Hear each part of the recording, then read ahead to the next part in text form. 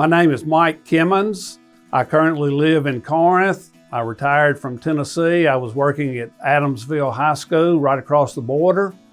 I came down here and went to work at Kossuth High School and Middle School and retired in May. And then, of course, all my heart problems appeared in August, so short retirement. My diabetic doctor wanted me to have a calcium test because of some numbness in my feet. And I'd seen the advertisement here at the hospital for the $95 set of tests, and I came. That afternoon, the nurse called and said my calcium level was blowing out the roof.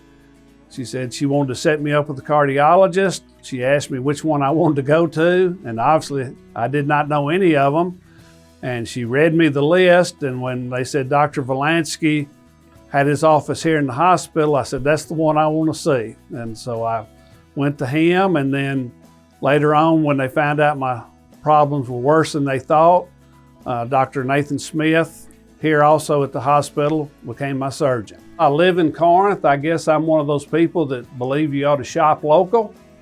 And a lot of my friends said I ought to go somewhere else, but I came here and been very satisfied with the care that I got, and if I had to do it again, I would make the same choice. Doctor said I had some blockage and was going to go in and put in a stent or two. Had the heart cath, and he got in, and my wife knew something was wrong when they only kept me for about 15 minutes. And they came out and said I had a minimum of 6 stents that needed to be done, and that's when he pulled out. And I was in the hospital bed, and about 10 minutes later, the surgeon walks in and tells me the situation, and I had to go in and have the 4 bypasses. I can't believe it could have been any better. The surgeon was great. Dr. Smith did a great job.